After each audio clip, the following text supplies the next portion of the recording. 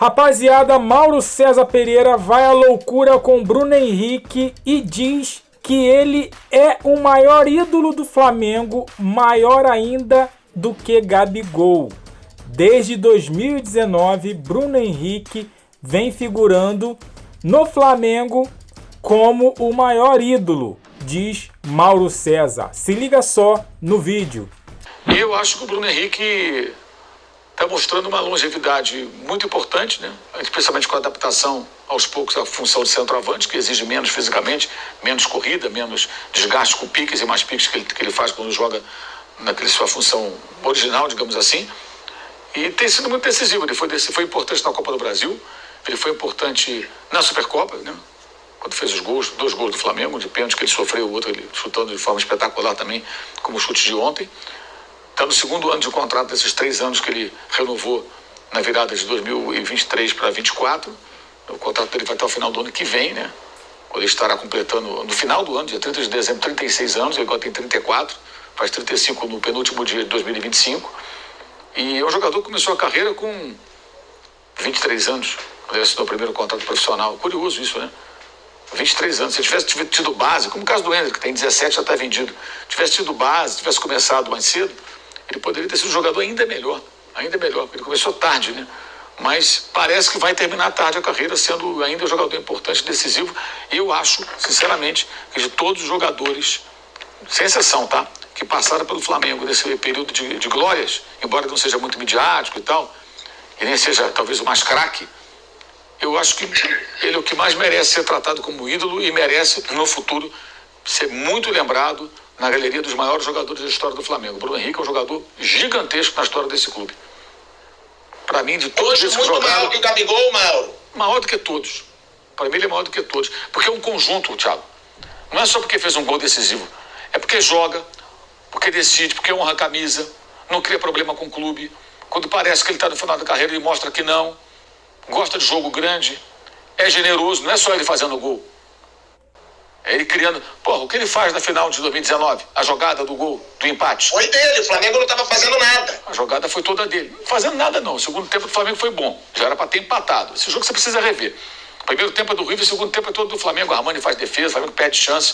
Mas no final do jogo, 43 minutos, o cara consegue fazer aquela jogada. Quer dizer, é um jogador muito diferente. Um jogador que tem muitas qualidades, né? E ele continua sendo eficiente, ele continua decidindo. Ontem o jogo ele estava meio subido do jogo, o jogo não estava muito bom para ele. Até pela posição, ele está se adaptando a esse centroavante. Aí quando a bola vem, ele vai e faz aquele gol espetacular. Não é casualidade, não é sorte, como falou o Verratti.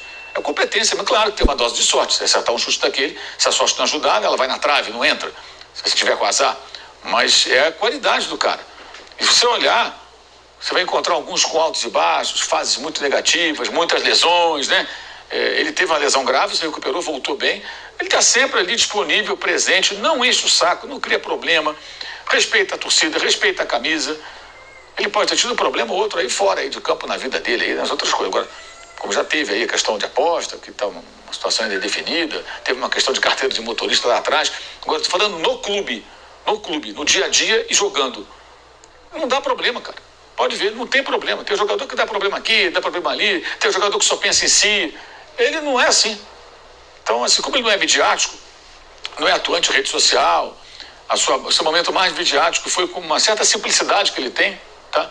Ele soltou a famosa frase outro patamar, né? Depois de um jogo, justamente um jogo Flamengo e Vasco, foi a frase mais marcante dele.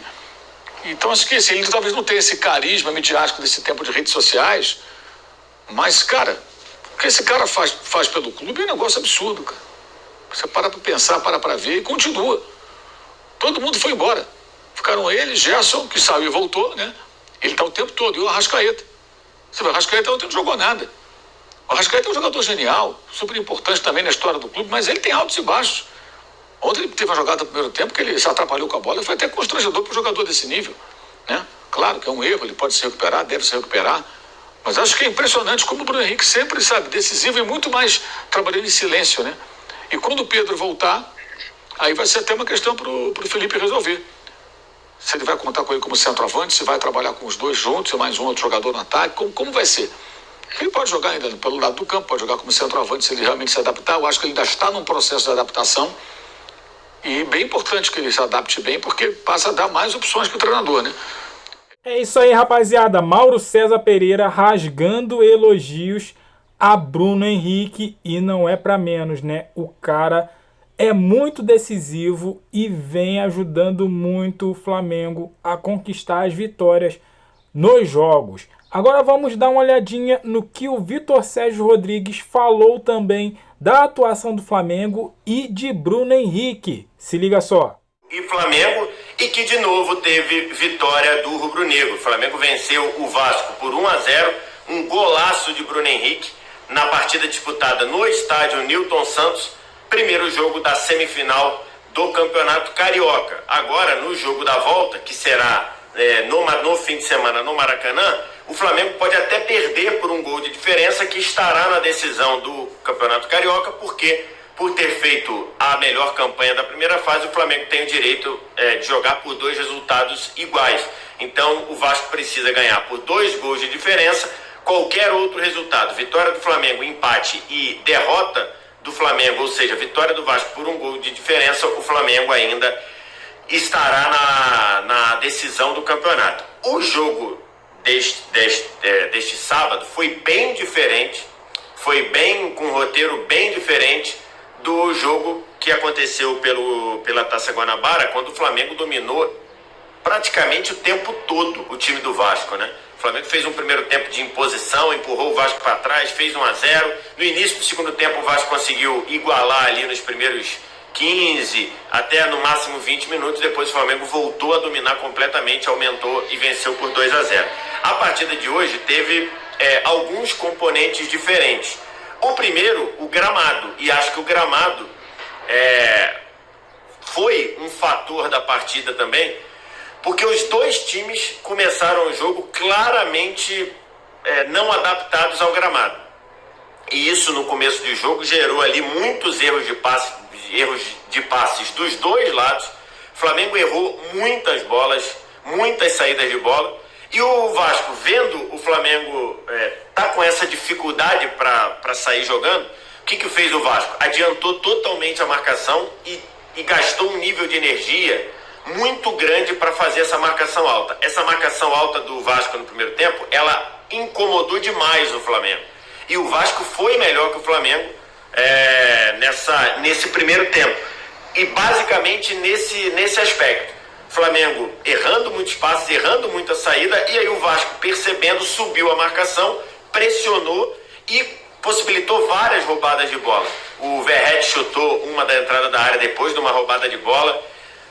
Teve também uma outra jogada que o Coutinho veio trazendo por dentro. Na última hora, a zaga do Flamengo cortou, e o lance de maior perigo do Vasco no jogo, num passe errado do Pulgar para o meio. O Coutinho recebeu essa bola, acionou o Ryan aberto pelo lado direito, ele entrou na área, bateu, o Rossi defendeu, e na sobra, no pé do Ryan, ele faria o gol, e o Léo Ortiz salvou com o Rossi batido. O Léo Ortiz deu um bico pro alto. Então, o Vasco, no primeiro tempo, o Flamengo teve mais posse de bola, mais ou menos 67% a 33%, mas o Vasco foi mais perigoso, o Vasco teve mais finalização, o Vasco teve a grande chance do primeiro tempo, nessa chance dupla do Ryan. Primeiro, uma boa defesa do Rossi, depois uma finalização que o Léo Ortiz salvou em cima da linha com o goleiro batido, e foi o cenário do primeiro tempo. Só que esse nível, essa desenvoltura, essa entrega ofensiva do Vasco, essa correria do Vasco para marcar alto, ela acabou cobrando um preço no segundo tempo. O Vasco correu demais no primeiro tempo, e no segundo tempo essa energia gasta acabou cobrando um preço, e no segundo tempo o Vasco não conseguiu competir no nível que competiu no primeiro tempo. E aí o Flamengo foi aos poucos assumindo o controle do jogo, foi aos poucos conseguindo fazer uma saída de bola também melhor adaptada ao gramado, foi conseguindo produzir, e aí foi tendo mais volume de jogo. Depois de uma jogada do Plata pelo lado esquerdo, ele rolou para trás, o Luiz Araújo chutou livre e a bola subiu. Na jogada seguinte, uma outra trama do Flamengo, envolvendo por dentro, participando com o Gerson, com a Arrascaeta, a bola sobrou no pé do Luiz Araújo, ele estava ali mais ou menos na entrada da área, chutou muito bem cruzada, ela foi na trave e saiu. E um pouco tempo depois de uma recuperação rápida de bola do Flamengo, uma bola trabalhada pelo Plata da linha divisória para dentro, ele trouxe, foi avançando sem praticamente nenhuma marcação, ele espetou a bola para o Bruno Henrique, o Bruno Henrique girou em cima da marcação do Lucas Freitas, a bola bateu no pé do Lucas Freitas, que ele tentou desarmar, e aí sobrou inteira para o Bruno Henrique dar uma batida, e ele deu uma batida de primeira, assim, pegando com o peito do pé, a bola encobriu o Jardim, foi um golaço, entrou no ângulo, 1-0. Depois disso, claramente um Vasco muito desgastado, muito cansado, o time do Vasco estava morto, o Carille ainda tentou fazer algumas mudanças, tentou botar sangue novo, botou o Lloyd Augusto aberto lá no lado esquerdo, mas todas as mexidas, todas as mudanças do Carille acabaram não dando certo. Os jogadores, o time do Vasco que estava em campo estava muito cansado, e quem entrou, o Payet não entrou bem, o Lloyd não entrou bem, e o Flamengo continuou tendo mais possibilidades, teve ainda pelo menos mais 2 boas chances. Uma delas, o Matheus Gonçalves não abriu a bola, não deu o passe pro Plata, ou pro Wallace Ian na direita, que poderia ter sido o segundo gol. E aí, no fim, o jogo acabou e o Flamengo venceu por 1-0. É isso aí, rapaziada. Mauro César Pereira rasgando elogios ao Bruno Henrique e Vitor Sérgio analisando o contexto da partida do Flamengo e Vasco, Vasco e Flamengo. E ó, o Bruno Henrique é isso tudo mesmo, minha opinião e da maioria da torcida do Flamengo. E eu lancei a pergunta: Bruno Henrique é maior ídolo do que Gabigol nessa era recente do Flamengo? Deixa aqui o seu comentário, deixa aquele like, fortalece, se inscreva no canal, compartilha esse vídeo e eu fico por aqui até a próxima. Valeu!